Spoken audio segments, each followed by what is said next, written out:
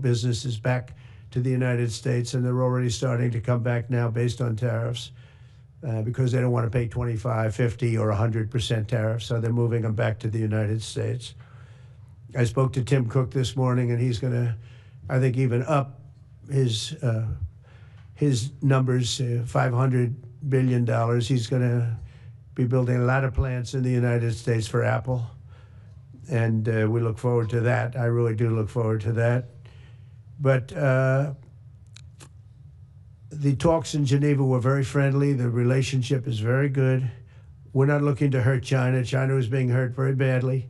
They were closing up factories. They were having a lot of unrest. And they were very happy to be able to do something with us. And the relationship is very, very good. I'll speak to President Xi maybe at the end of the week. We have some other things we're doing. But one of the biggest things that we're doing, and I don't know if people realize this, but we made a great deal with China, great trade deal. But it was a much bigger deal originally, and then they canceled it right in the last day. Some of you faces I remember were there when that happened. I remember you. And we had a deal where they opened up their country to trade with the United States. And they took that away at the last moment, and then I canceled the whole thing. And then 6 months later, we ended up doing a smaller deal. But it was a big deal. It was $50 billion worth of product that they were going to purchase from our farmers, et cetera.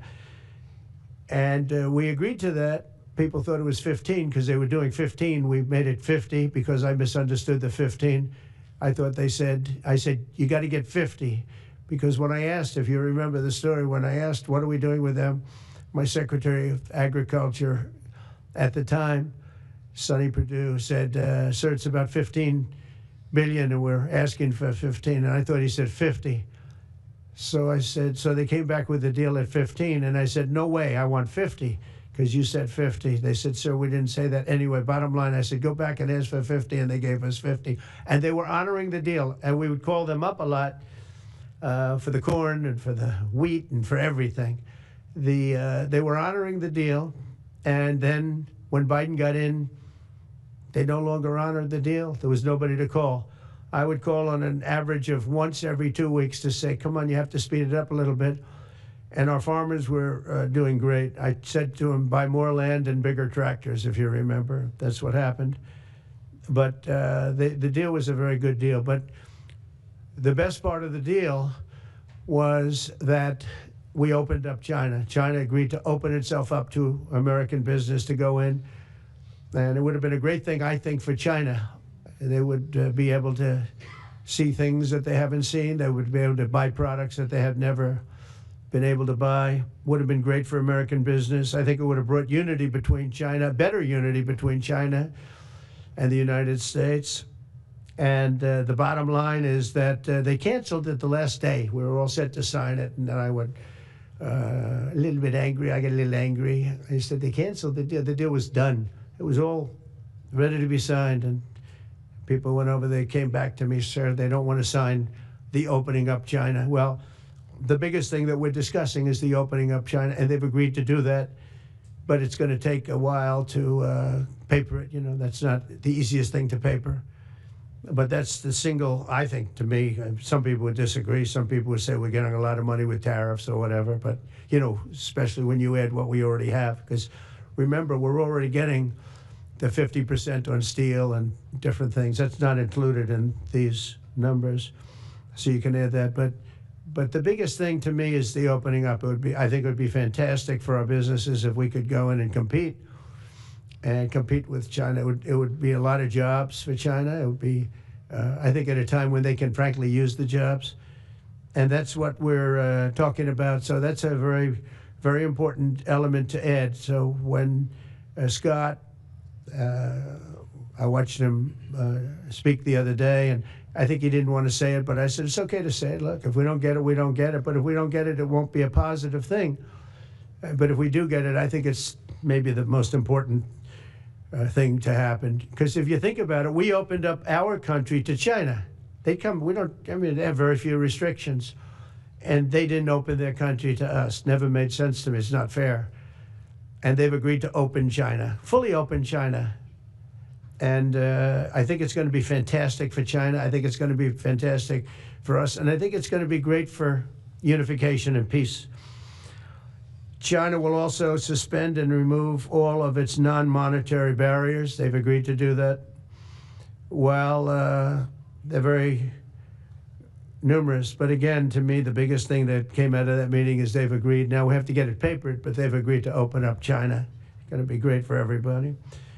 And third, I'm very happy to announce that Idan Alexander, an American citizen who until recently most thought was no longer living, thought was dead, is going to be released in about 2 hours, actually. And he's going to be released before the eyes of Steve Witkoff, who's done a fantastic job. I know a lot of people that have a lot of talent. I know Steve, he had a lot of talent. But I know a lot of people with a lot of talent, but there's one that I thought had a special way about him, special personality, aside from being a good deal maker, had a special way about him, and it was Steve. Knew very little about the subject matter, who does? But he learned it in about 2 hours. And he's been fantastic, so I want to just thank Steve. But they're going to be releasing Idan in about 2 hours from now, or sometime today, let's say. And again, they thought he was dead just a short while ago. His parents are so happy. They're so happy. So it's, as you know, Idan's the only American citizen who's captured and held hostage by Hamas since October 7th, 2023. And he's coming home to his parents, which is really great news. I mean, to me, it's big news. They thought he was dead. So that's that. So we'll be heading there, and we'll be seeing 3 primary countries. You know all about that: Saudi Arabia, UAE, Qatar. On Thursday's meeting with Russia and Ukraine is very important. I was very insistent that that meeting take place. I think good things can come out of that meeting. Stop the bloodshed of the horrible. It's a bloodbath. But that 5,000 more, it's really much more, trying to be conservative, more than 5,000 soldiers. Russian, they're not American soldiers. They're from Russia, they're from Ukraine, but they're people. They're human souls, and they're being killed at levels that we haven't seen since the Second World War. And it's every week. A lot of drone fighting. It's a whole new form of warfare, and it's violent and vicious. And so that's it. I'd like to go back to China just for a second. They're very heavy on the fentanyl. We're charging them, as you know, 20% for the fact that they send fentanyl into our country. And they've agreed that they're going to stop that. And, you know, they'll be rewarded by not having to pay, hundreds of billions of dollars in tariffs. So the fentanyl should stop. It comes from China. It's amazing. And comes through our southern border, comes through our northern border too, comes through Canada, and comes through our southern border, much more through the southern border. But so that's a very important subject to me, because everybody in this room has lost friends or people that have family members that have died of fentanyl. So there's a big incentive for China to stop, and I take them at their word. They're going to work on that, I think, very hard. And one thing, when they work on something, they get it done. So now I'm about to depart on a historic visit. Some of you are going with us to, as I said, Saudi Arabia, Qatar, and United Arab Emirates. Before I do, I'll sign one of the most consequential executive orders in our country's history. I don't think there's ever been anything signed like this. Close.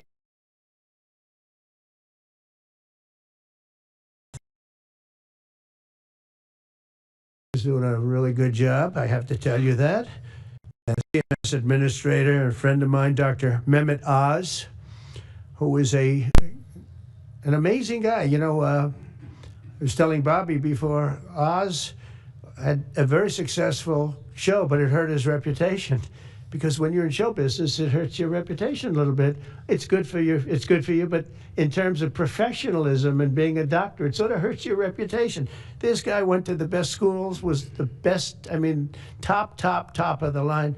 Then he did a television show, became a success, made a lot of money, all that stuff, but it sort of hurt him. And you know who I compare that to? I hate to say this, but a special woman, Jeanine Pirro. She was the toughest, smartest DA, maybe in our countries, in our cities and states, history, New York.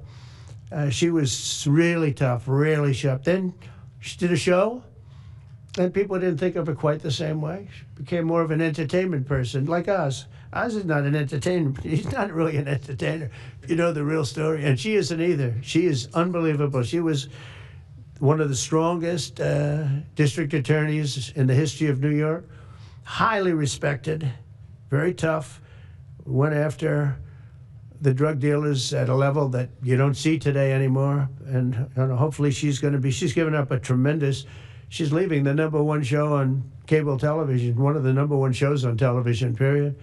The 5, but they've got great people left behind, but she was a big part of it.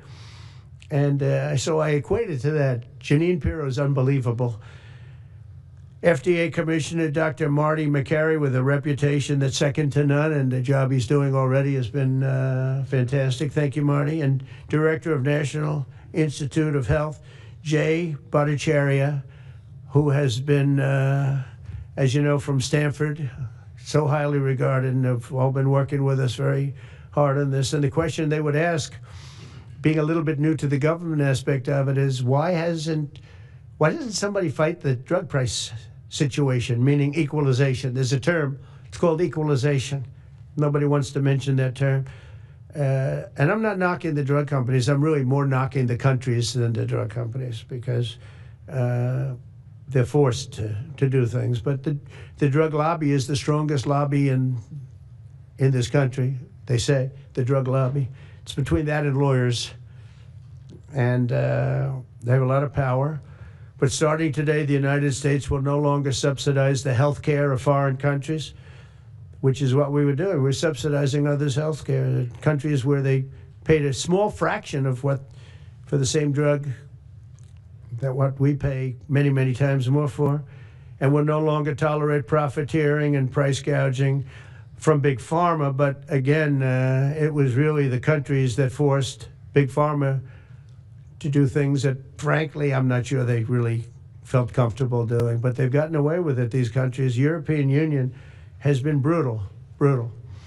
And the drug companies actually told me stories. It was just brutal how they forced them. And European Union suing all our companies, Apple, Google, Meta. They're suing all of our companies. They end up, they have judges that are European Union-centric, and they get rewarded $15 billion, $17 billion, $20 billion, and they use that to run their operation. Not going to happen any longer, that I can tell you. So what's been happening is we've been subsidizing other countries throughout the world, not just in Europe, throughout the world. European Union was the most difficult, from what I understand. I mean, I'll tell you a story. A friend of mine who's a businessman, very, very, very top guy. Most of you would have heard of him. Highly neurotic, brilliant businessman, seriously overweight, and he takes the fat shot drug. And he called me up, and he said, President, he calls me, he used to call me Donald, now he calls me President, so that's nice respect. But he's a rough guy, smart guy, very successful, very rich. I wouldn't even know how we would know this, but because he's got comments. President, could I ask you a question? What? I'm in London, and I just paid for this damn fat drug I take. I said, it's not working. He said,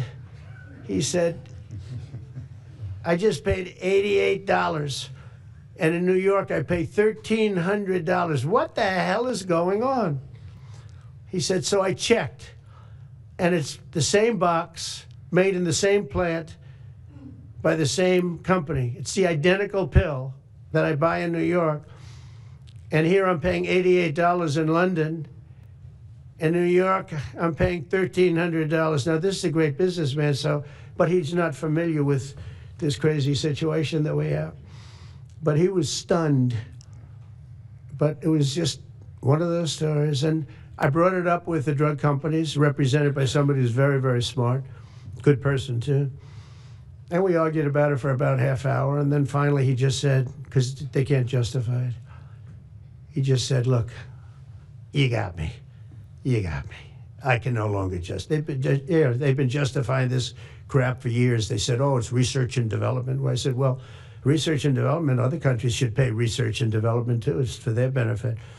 It was just one of those things. And the other countries would set a price, and they'd meet the price, and they'd say, if you don't meet the price, you can't sell it in our country. I said, well, then you walk away, and they'll call you back, and they'll sell it in the country. But now they'll have to do that. So for the first time in many years, we'll slash the cost of prescription drugs, and we will bring fairness to America. Drug prices will come down by much more, really, if you think 59. If you think of a drug that is sometimes 10 times more expensive, it's much more than the 59%. It depends on the way you want to analyze it, but in one way you could analyze it that way. But between 59 and 80, and I guess even 90%. So when I worked so hard in the first term, and if I got prices down, I remember I was the only one to ever get prices down for a full year, but I'd get them down like 2%, and I thought it was like a big deal. Well, we're getting them down 60, 70, 80, 90%, but actually more than that if you think about it in the way mathematically. And Pharma has to say, we're sorry, but we'll not be able to do this any longer to these countries that have been so tough. They've been very tough, nasty. It's trade. It's trade. And Pharma is also very powerful. And the Democrats have protected Pharma. The Democrats have protected Pharma. These are the Democrats. And by the way, I just called the Speaker of the House, and I just called the leader, our leader in the Senate, John Thune, Mike Johnson. Spoke to both of them. I said, when you score, you're going to have to score two things. You're going to have to, number one, score that hundreds of billions of dollars of tariff money is coming in. But even bigger than that, you're going to have to score that your cost for Medicaid and Medicare and just basically pharmaceuticals and drugs is going down at a level that nobody has ever seen before. It'll pay for the Golden Dome. I see the Golden Dome is there, see? That'll easily pay for the Golden Dome. And we'll have a lot of money left over. We need the Golden Dome, by the way, in this world. Although this world's a lot safer today than it was a week ago, and a lot safer than it was 6 months ago. We had people that had no clue what they were doing. So today Americans spend 70% more for prescription drugs than we spent in the year 2000. Think of that. Our country has the highest drug prices anywhere in the world by sometimes a factor of 5, 6, 7, 8 times. It's not like they're slightly higher. They're 6, 7, 8 times. There are even cases of 10 times higher. So that you go 10 times more expensive for the same drug, that's big numbers. Even though the United States is home to only 4% of the world's population, pharmaceutical companies make more than 2/3 of their profits in America. So think of that. With 4% of the population, the pharmaceutical companies make most of their money, most of their profits from America. That's not a good thing. Now, I think, by the way, I have great respect for these companies and for the people that run them. I really do. And I think they did one of the greatest jobs in history for their company, convincing people for many years that this was a fair system. And nobody really understood why, but I figured it out. For years, pharmaceutical and drug companies have said that research and development costs were what they are, and for no reason whatsoever. They had to be borne by America alone. Not anymore, they don't. This means American patients were effectively subsidizing socialist healthcare systems in Germany, in all parts of the European Union. They were the toughest of all. They were nasty. And I see that with trade too. European Union is in many ways nastier than China, okay? And we've just started with them. Oh, they'll come down a lot. You watch. We have all the cards. They treated us very unfairly. They sell us 13 million cars. We sell them none. They sell us their agricultural products. We sell them virtually none. They don't take our products. That gives us all the cards, and very unfair. So they're going to have to pay more for health care, and we're going to have to pay less. That's all it is. And believe it or not, you know, because it's really the world we're talking about, not just the European Union, but because it's the world, the numbers are for the healthcare company not as bad as you would think. They'll make the same. I think the healthcare companies should make pretty much the same money. I really don't believe they should be affected very much, because it's just a redistribution of wealth. It's a redistribution where it could be the same top line, but it's going to be distributed differently. Europe's going to have to pay a little bit more. The rest of the world's going to have to pay a little bit more, and America's going to pay a lot less. Again, because it's a much smaller population than when you think of the whole world. So basically what we're doing is equalizing. There's a new word that I came up with, which I think is probably the best word. We're going to equalize, where we're all going to pay the same. We're going to pay what Europe's going to pay. We're going to all pay. Now, there may be some countries in dire need, and I would be willing to sacrifice that, but and help them. But it's called most favored nation. We are going to pay the lowest price there is in the world. We will get whoever is paying the lowest price. That's the price that we're going to get. So remember that. So we're no longer paying 10 times more than another country. Whoever is paying the lowest price, we will look at that price and we will say that's the price we're going to pay. Most favored nations. That's what it is. One breast cancer drug costs Americans over $16,000 per bottle.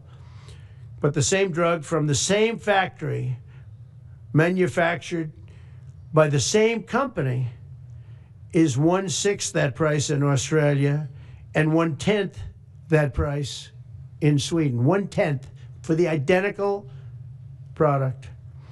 A common asthma drug costs almost $500 here in America, but costs less than $40 in the United Kingdom. So $40 in the United Kingdom, which is where this gentleman told me he paid a small amount for his shot. But think of that. So $40 versus $500 here. That's not even bad. There are much worse examples. And the weight loss drug, Ozempic, costs 10 times more in the United States than in the rest of the developed world. 10 times more. Why? Why? What did we do? Suckers. But we never had a president that had the courage to do this. And nobody knew the system like I do. I mean, I've gotten to know this system so well.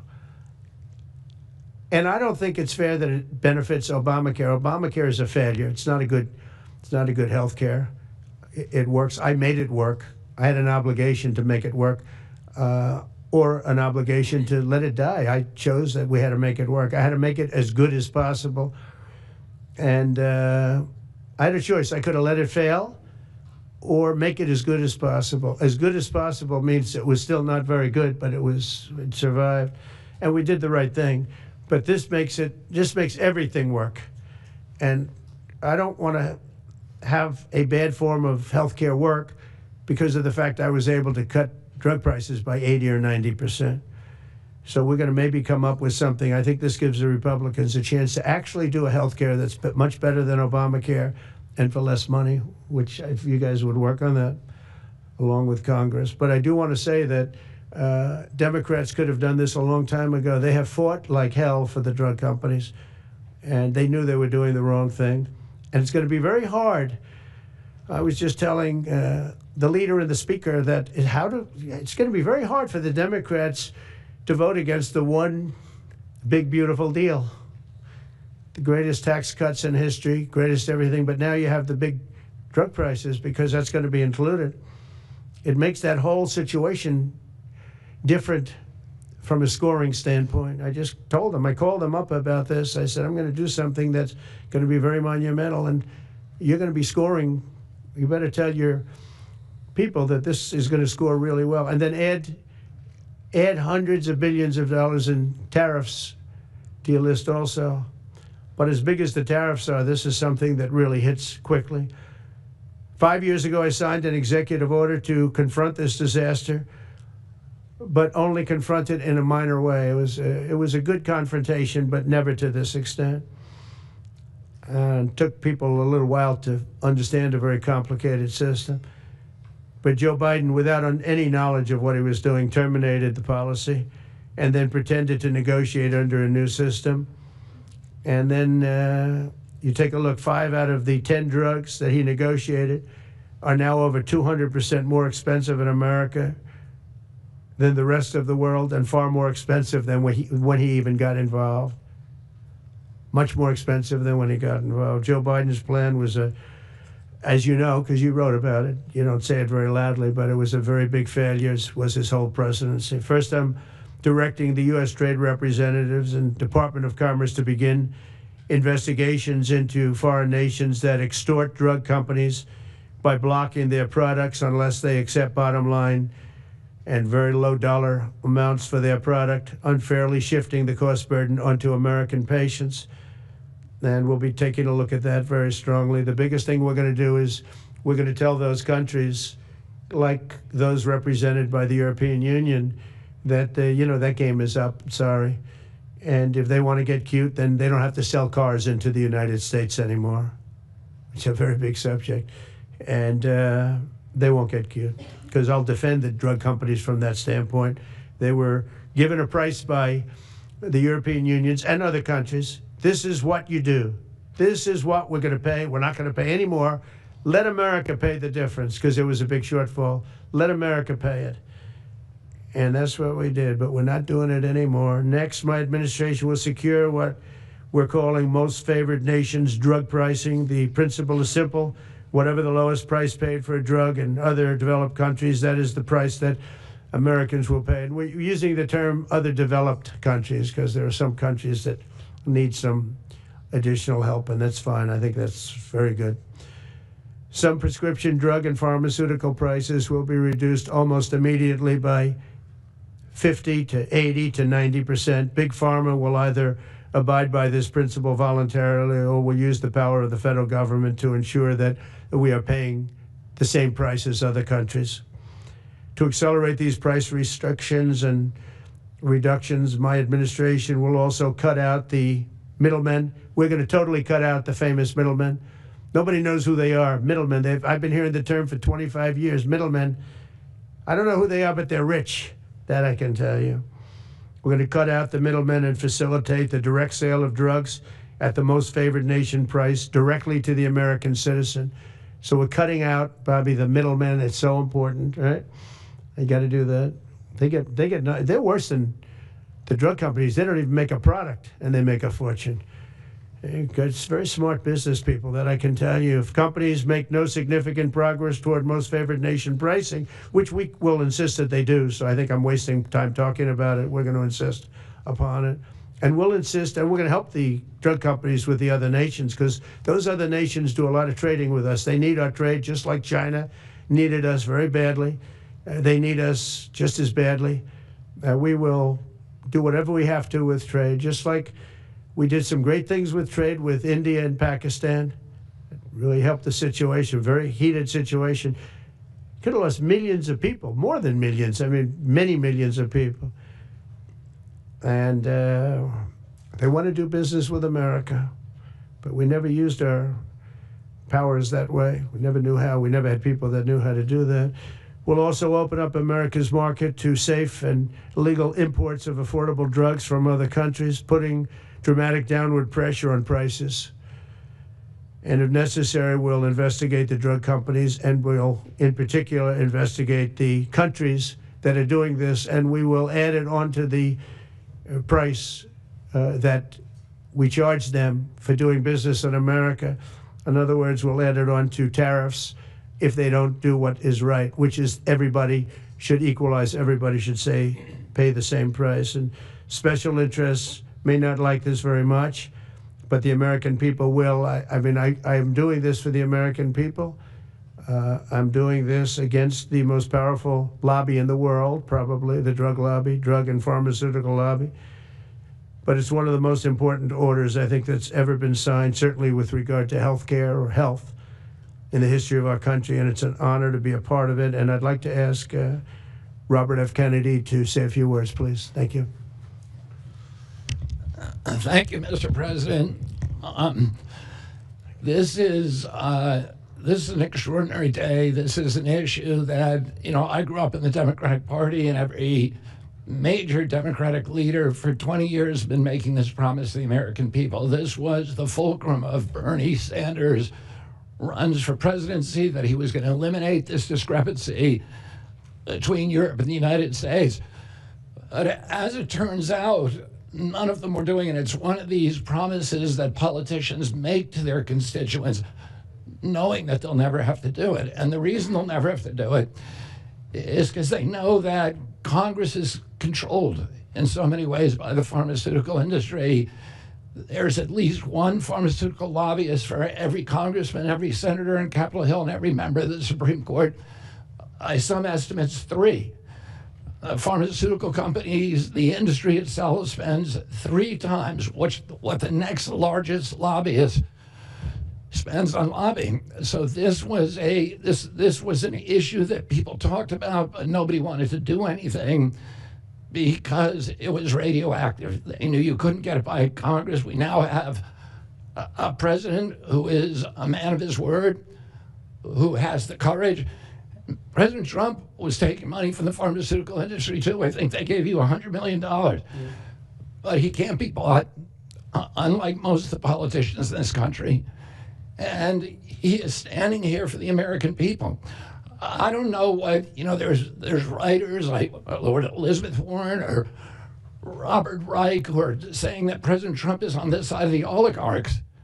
There has never been a president more willing to stand up to the oligarchs than President Donald Trump.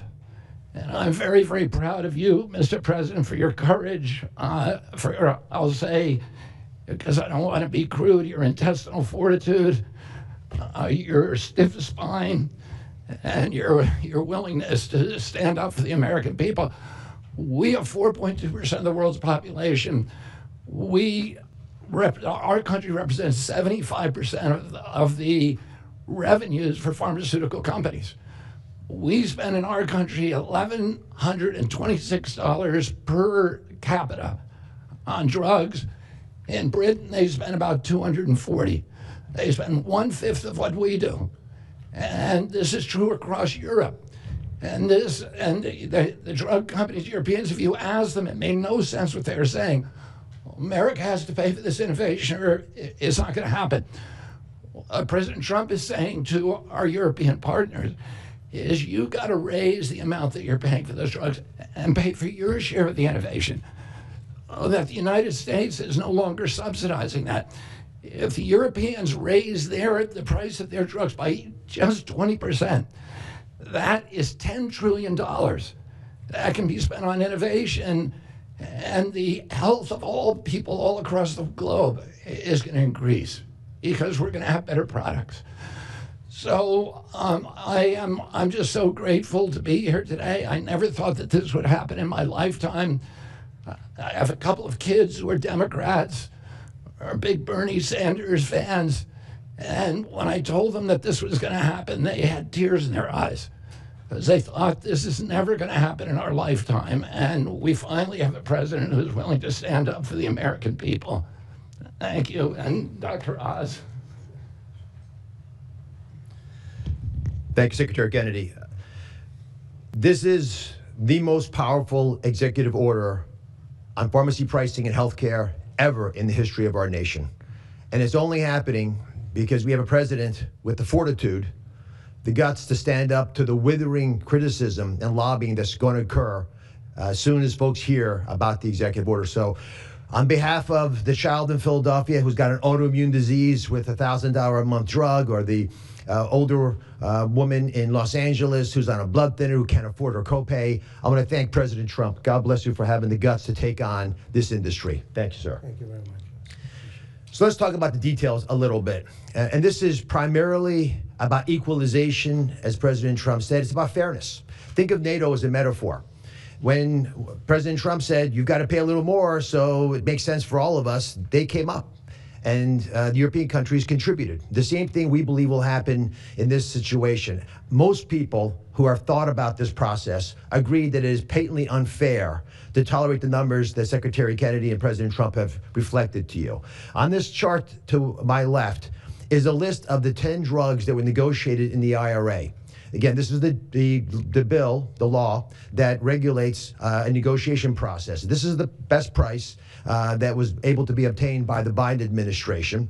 And if you look at these numbers, they actually reflect how much on top of the most favored nation price was being paid by the United States. So the closest to me, Bob, you can point to the chart against the closest one, 289%, the one that's closest to you.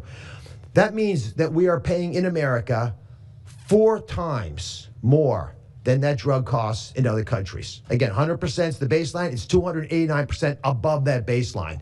It goes all the way down to when we're paying 50% more than any other country. That's the range.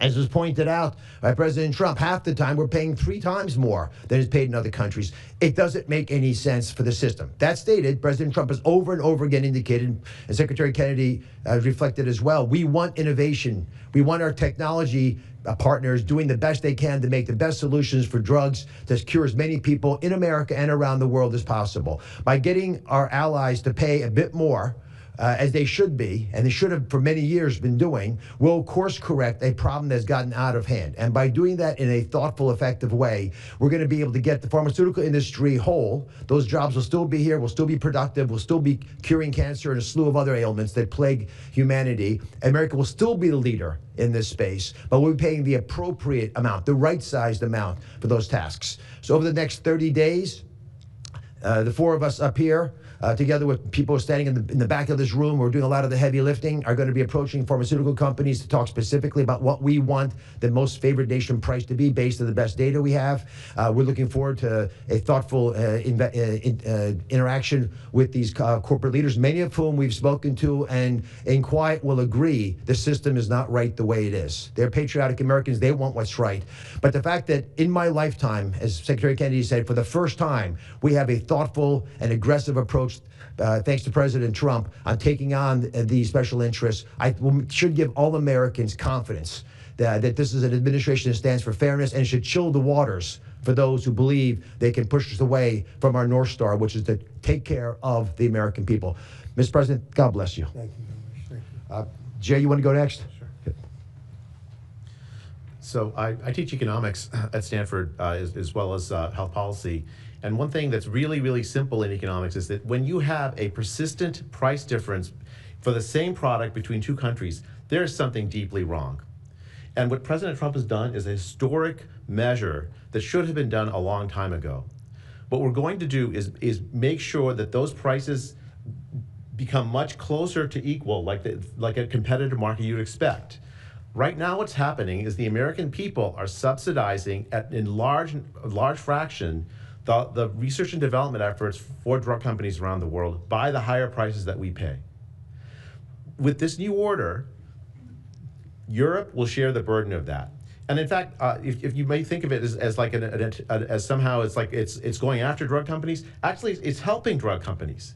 Because what we're also going to do with this order, what President Trump has done with this order, is he's said to European governments, look, if you are taking advantage of the drug companies by forcing them to charge very, very low prices, we're going to defend American drug companies in Europe. At the same time, we're standing up for the American consumer who's been paying far too high prices for far too long. I can go back decades to point to congressional reports after government report after government report of tremendously high drug prices, much higher than the rest of the world, and nothing has been done about it until this moment. And I'm really, really proud, President Trump, that you've done this. I'm really proud to be included in this and looking forward to the work ahead. Thank you. Great. Thank you, Mr. President. On behalf of the many doctors I've talked to about this very issue, thank you for taking the bull by the horns. Presidents on both sides of the aisle have talked about this and floated it and said they've wanted to do it, so you've had the courage to do it. Thank you. I've been a surgical oncologist at Johns Hopkins for 22 years, and I have seen patients suffer. We didn't take an oath to heal patients and then watch their life get ruined financially with their home, mortgage, retirement, going down the drain with GoFundMe campaigns, raising money from church communities and synagogues and friends they haven't seen in 20 years to try to raise money for what? For a system where Americans have been getting ripped off by 10, 12, 15 times higher prices than we see in other countries. The fundamental problem in healthcare is that we've had non-competitive markets. We can do little things around the edges, or we can transform those markets to competitive markets, and that's what this executive order does today. Imagine buying a Ford for $175,000, a regular car, and then hearing that people in London are buying it for $10,000 every day, all day long. That is the craziness of this system. We're going to do everything we can at the FDA to support this executive order. It's transformative. Thank you, Mr. President. Thank you. Thank you very much. So thank you very much, everybody. It's I think it's a very important day. In many ways, you have, we'll start with the Houthis. We go to Pakistan and India. We go to what we did with China, the trade deal, and with UK. And by the way, many other deals are coming in very much. At a certain point, we'll just set the price because we know where we are. But we'll just set the price. But world trade is going to be terrific, and our country is going to be making a lot of money. Taxes are going to go down. Taxes are going to go down very, very substantially. But you look at all of the things that we've done, and now today I'm heading over. We'll see what we're going to do with respect to Iran. I think you have very good things happening there, too, by the way. I think can't have a nuclear weapon, but I think that they are talking intelligently. We're in the midst of talking to them, and they're right now acting very intelligent. We want Iran to be wealthy and wonderful and happy and great, but they can't have a nuclear weapon. It's very simple. And so I think they understand that I mean business, and I think they're being very reasonable thus far. And don't underestimate Thursday in Turkey. President Erdogan is going to be a great host, and we are doing some work with him having to do with Syria, too, by the way. We're going to have to make a decision on the sanctions, which we may very well relieve. We may take them off of Syria because we want to give them a fresh start. But President Erdogan's asked me about that. Many people have asked me about that because the way we have them sanctioned, it doesn't really give them much of a start. So we want to see if we can help them out. So we'll make that determination. But I think you're going to have maybe a good meeting. You have the potential for a good meeting, that a meeting wasn't going to take place. I insisted that that meeting take place. And it is taking place. And I think you may have a good result out of the Thursday meeting in Turkey between Russia and Ukraine. And I believe the two leaders were going to be there. I was thinking about flying over. I don't know where I'm going to be on Thursday. I've got so many meetings. But I was thinking about actually flying over there. There's a possibility of it, I guess, if I think things can happen. But we got to get it done. We got to save 5,000 lives a week. 5,000 lives is really more than that. It's worse than that. And when you see and you don't want to see it, but when you see the satellite photographs of the battlefield with arms and legs and heads all over the place, separated by 30 yards from bodies, doesn't make sense. Doesn't make sense. So we're working very hard to see if we can end that bloodbath. Okay, there shouldn't be too many questions. It's been covered pretty well. Mr. President, thank you for taking questions. Two quick ones for you. Starting on trade. If a longer-term deal is not reached with China at the end of these 90 days, can the American people expect those tariffs to go back up to 145%? No, but they would go up substantially higher. You know, at 145, you're really decoupling because nobody's going to buy. But they can go, they got very high because of additional tariffs I applied during the course because of fentanyl and other things. But no, but they'd go substantially higher. And then on Qatar, Mr. President. I think you will have a deal, however. You're confident that there will be a deal. On Qatar, has Qatar asked for anything in exchange for that $400 million luxury jumbo jet? And how can the American people be so sure that they will not in the future? Well, I think what happens with the plane is that, we're very disappointed that it's taking Boeing so long to build a new Air Force One. We have an Air Force One that's 40 years old. And if you take a look at that compared to the new plane of the equivalent, stature at the time, it's not even the same ballgame. You look at some of the Arab countries and the planes they have parked alongside of the United States of America plane, it's like from a different planet. And it's close to 40 years old, might be more than 40 years old now. And we, when I first came in, I signed an order to get it built. I took it over from the Obama administration. They had originally agreed. I got the price down much lower. And then when the election didn't exactly work out the way that it should have, a lot of work was not done on the plane because a lot of people didn't know. They made change orders that were so stupid, so ridiculous. And it ended up being a total mess, a real mess. And when I came back, I said, by the way, what's going on with the Boeings that are coming in? Well, sir, they're way behind. And they're way behind. They were way behind. Another mess that I inherited from Biden. And it's going to be a while before we get them. And I think Qatar, who we've helped them a lot over the years in terms of security and safety. I think they end very, very nicely, and I have a lot of respect for the leadership and for the leader, Qatar.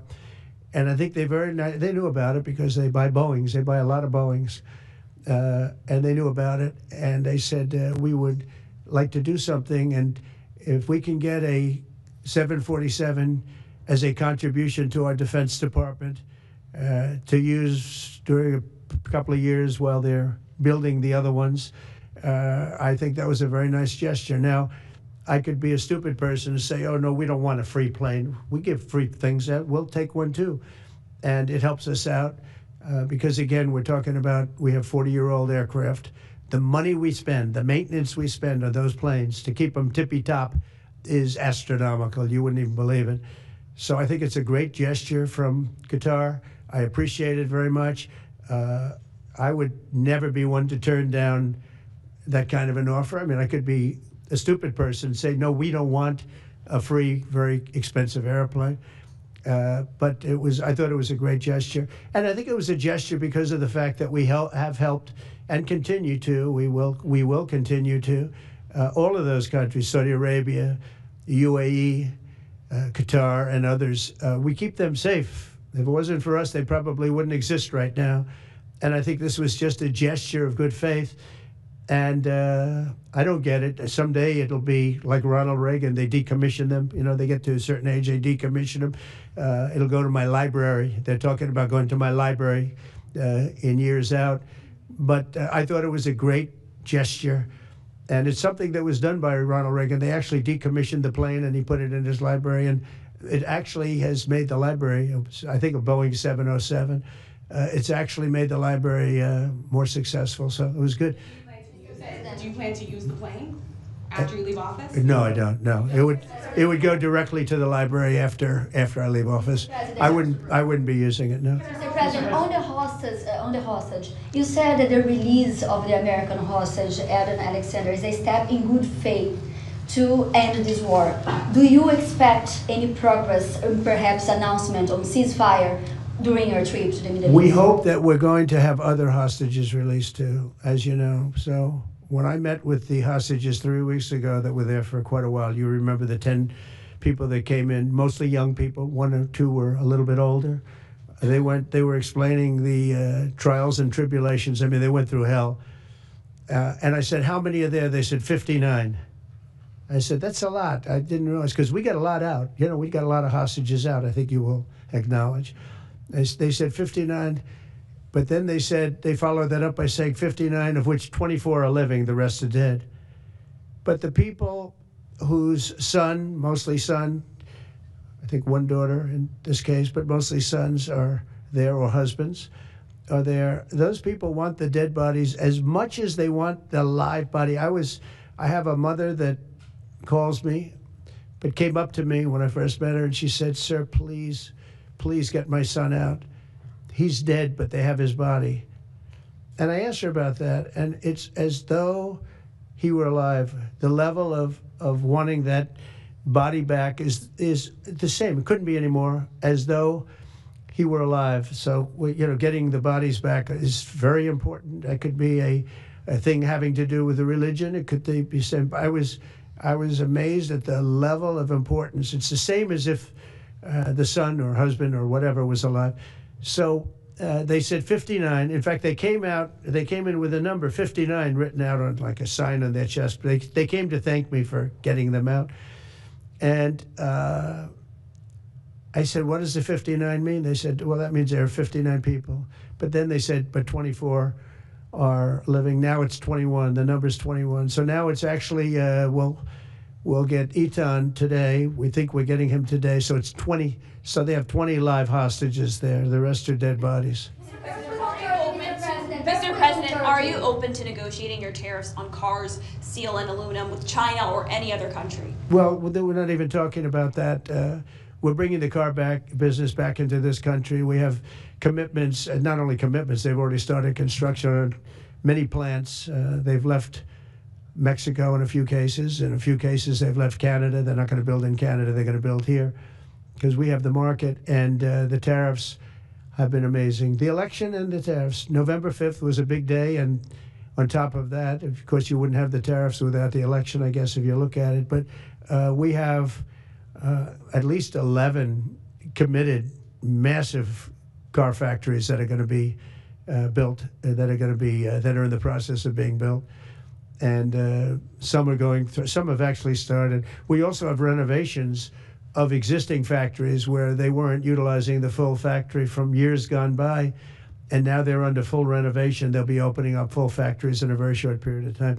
Our car industries, I think we're going to have the #1 industry. If you look at Japan and these others, they do tremendously with cars, and they can do that too. If they want to sell cars in the United States, they're going to have to build factories in the United States, because I'm interested in cars for the United States. Now, one other thing is, in our tax bill, we're giving not only no tax on tips, no tax on Social Security, no tax on overtime, but also we're going to get a deduction for people that borrow money to buy a car if it's made in America.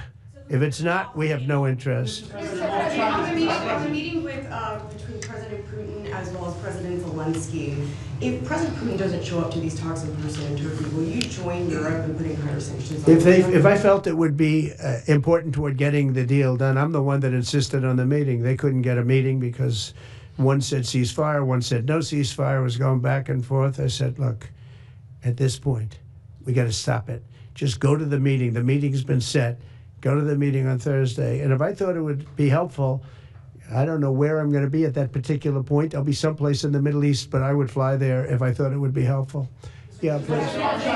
Refugees. I want to ask you about South African refugees. Dozens of Afrikaners who claim discrimination in their home country are heading to the United States, right, where your administration is going to welcome them as refugees. Now, this comes as you've halted virtually all refugee admissions for people fleeing famine and war from countries like Sudan, the Democratic Republic of Congo. Why are you creating an expedited path into the country for Afrikaners but not others? Because they're being killed, and we don't want to see people be killed. Now, South Africa leadership is coming to see me, I understand, sometime next week.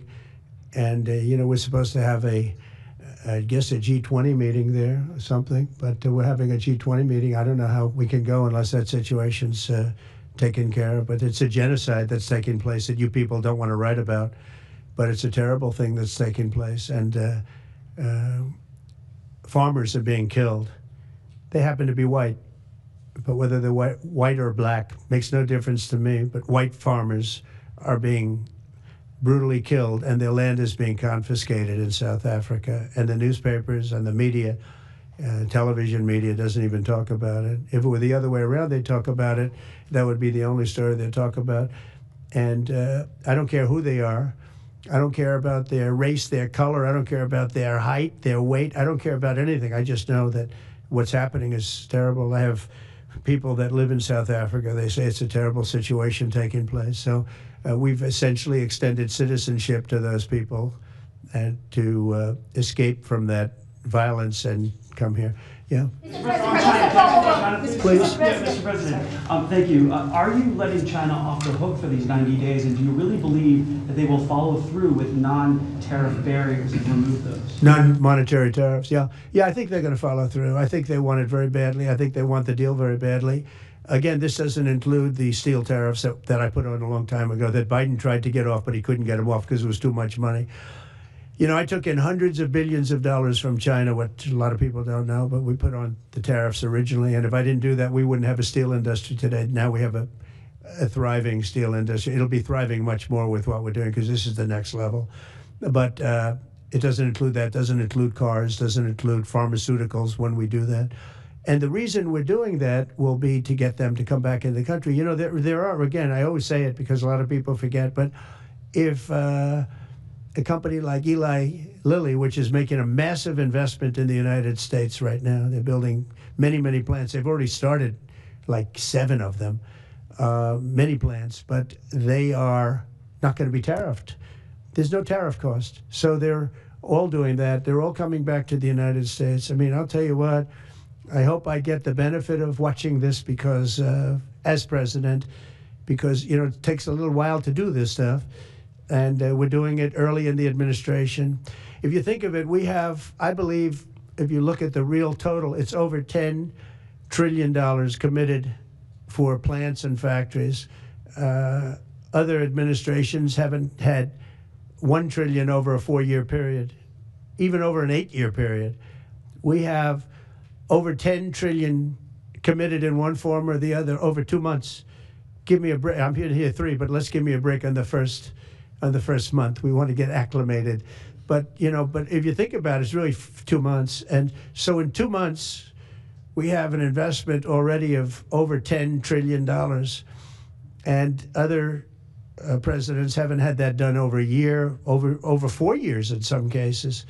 It's unprecedented. There's never been anything like it. It's a very exciting time in America. Thank you very much, everybody. Thank you.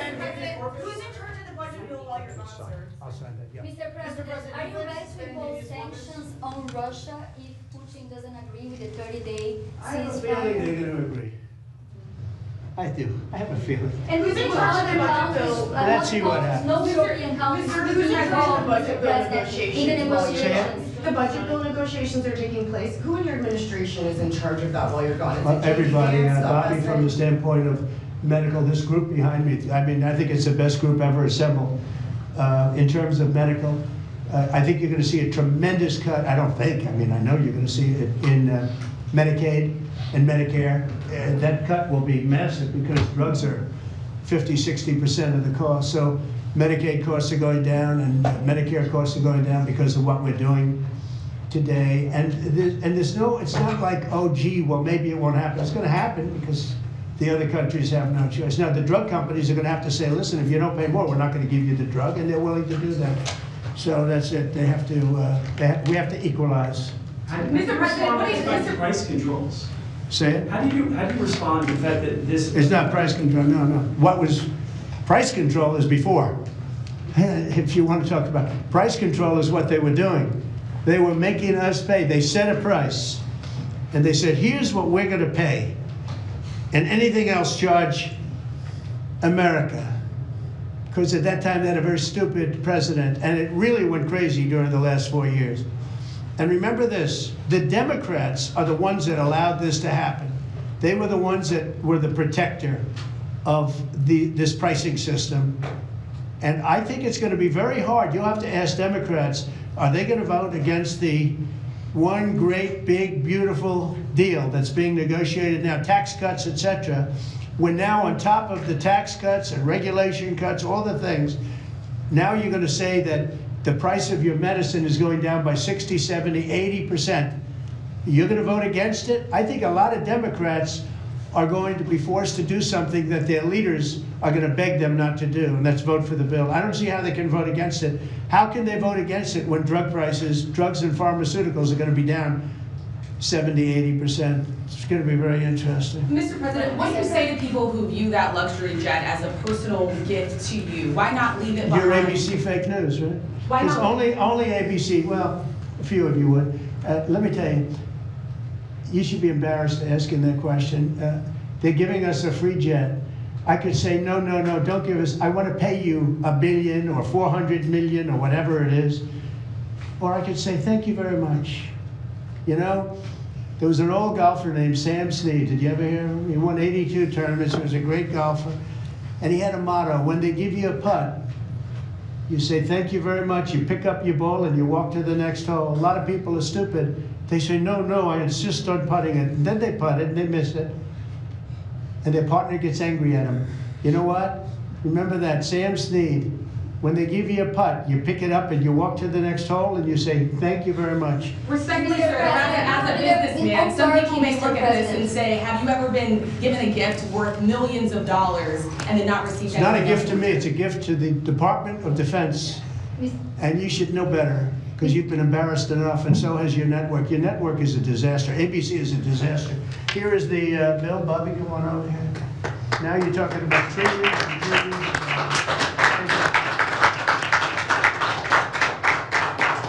Thank you very much, everybody. Mr. President, a quick question about Turkey. Thank you very much. Thank you, sir.